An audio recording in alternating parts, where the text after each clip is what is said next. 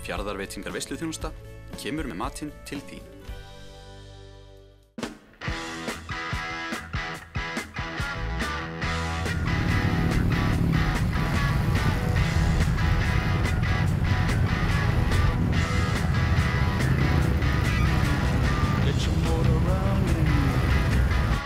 Vélhjólaklúbburinn Drekarnir nýta góður í þessi dagana til að viðra hjólin.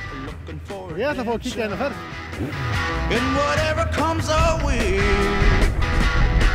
Þetta Vélhjólaklúbbur Austurlands, Drekar. 12 ára gamall félagsskapur. Stofnaður með það göfuga markmið að stuðla að sem mestri samstöðu bifhjólafólks á Austurlandi. Félagatalið telur einhverja 120 manns eða þar um bil.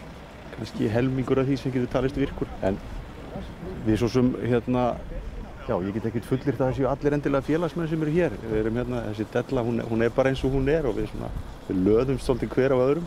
Þetta með sjálfstæði bækarinn, þetta rebel sem allir halda að sé, sko. Við erum, það er gríðarlega mikið hjarðeðli í okkur. Þannig að þar sem stoppar mótorhjól, þá kemur skömmu seinna alltaf annan mótorhjól. Hópurinn sem hittist á Reyðarfirði þennan dag var á besta aldri. En hvernig nýliðunin? Nýliðunin, hún er nú kannski ekkert stórkostleg. Það svona aðalega, nýliðun í eldri mönnum, sko. Skilyrði til þess að vera félagsmaður er það að menn þurfa að vera komnir annarkvort til vits eða ára. Ef þið lítið nú yfir hópinn, sko, þá erum við flestir allavega komnir til ára. Það verða aðrir að dæma hitt, sko. Það er náttúrulega nýliðun í mótorhjólamennskunni í svona öðrum afkímum heldur en þessum og þá sérstaklega eins og í motocrossi og enduro og svoleiðis. Og okkur er það mjög kært líka. Við höfum enga fordóma fyrir því hvað menn gera í sinni mótorhjólamennsku. Hvort að menn vilja keyra í hringi í drullugryfju einhvers staðar eða vera bara heim í skúr og panta króma aukahluti af internetinu og reyna að búa til úr mótorhjól. Þetta er allt mótorhjólamenn. Þú þykir væntið á alla. Hjá Högna er þetta fjölskyldusport. Kona mín sá sæng sína strax útbreyta í þessu. Við myndum aldrei verða viðvarandi par nema hún dytti inn í þetta líka og hún tók delluna alveg að fullum krafti líka. Þetta er ekkert meira karlasport en kvennasport? Síður en svo.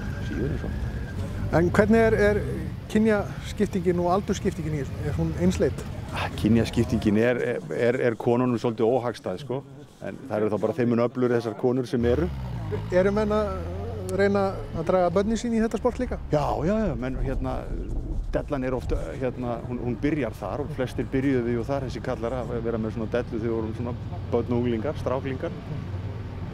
Og mjög gjarnan eru farþegar. Það sé nú minnst okkur ein ung dama farþegi hjá okkur í dag. Sonur minn, hann var mjög gjarnan farþegi með mér framan að, sko, þangað til að honum þótti það ekki nógu cool lengur. Elísabeth Líf er 16 ára gömul og kom frá Neskaupstað með pabba sínum. Hvaðan kemur þessi áhugi? Ég fæ þetta bara allt frá pabba. Og hann búinn að vera lengi í þessu? Já, alveg síðan ég man eftir mér, sko. Þannig að þú hefur farið mjög ung fyrsta rúndiðin á hjóli? Já, ég held það, sko. Getur ég man ekki eftir. Nei. Og ætlað þú að taka mótorhjólpróf? Ég held það. Hvernig að þú mætti velja rétt hjól í dag, hvernig hjól myndir þú fá þér?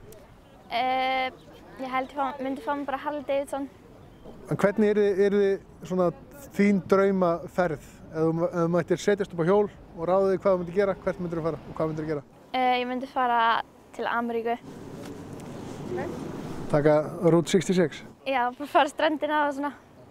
Það getur oft verið púsluspil að ná mönnum saman þegar starfsemin er allt Austurland. En hittast þeir á ákveðnum tímum? Já, við reynum nú svona að hittast. Við erum svona með fastan hitting einu sinni í viku á miðvikudögum. Og hann nú segist eins og hann er yfirleitt langlíflegastur svona á vortímanum og svo aftur á hausttímanum eftir að grunnskólarnir byrja. Þú veist, megnið af þessum hópi eru náttúrulega fjölskyldufólk og hafa svona öðrum hnöppum að hneppa. En við erum allir orðnir býsna ákafur þetta leyti árs og komumst á stað í fyrst skipti. Það er svolítið grennda í munum. En starfsemi klúbbsins snýst ekki eingöngu að hittast og hjóla. Þetta með að vinna að samstöðu bifhjólafólks í sem víðustu skilningi á Austurlandi, þá hefur við látið okkur öryggismál bifhjólafólks varða og í því sambandi við rekum öryggisnefnd innan klúbbsins og höfum verið mikið í átt samtöl og funda reglulega bæði með vegagerð og bæjaryfirvöldum. Okkur er mjög annt það og það þarf stöðugt að vera að ýta hlutum að þar. að sinnt sé viðhaldi á vegum, að sinnt sé merkingum á þar sem að fara fram vegaframkvæmdir og slíkt. Þannig að við erum að vinna svona gott starf þar að við viljum meina. Hvaðan kemur nafnið á félaginu? Sko, upprunalega var klúbburinn skýrður vélhjóla klúbbur Austurlands, þannig að við vorum stórhuga, en svo vildum við einkenna okkur meira og þannig kemur vélhjóla klúbbur Austurlands Drekar og það er sjálfsögðu tilvitnun í landvætt Austurlands. Hvað er það sem er mest heillandi við þetta sport? Ég verð náttúrulega bara að tala út frá sjálfum mér og þá ég líti á það er þetta með frelsið og þetta að hitta aðra sem eru með svipaðar dellur. Og stundum held ég þetta gangi svolítið út á það að komast að eitthvað versta kaffið fæst sko, því að við rúndum alltaf svona á milli bensínstöða eins og það tekið eftir sko, og bensínstöðakaffi er heilt yfir ekkert voðalega gott sko.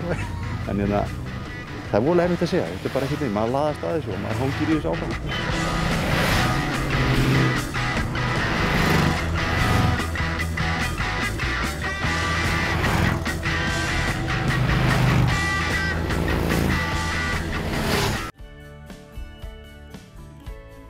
Fjarðarveitingar veisluþjónusta kemur með matinn til þín.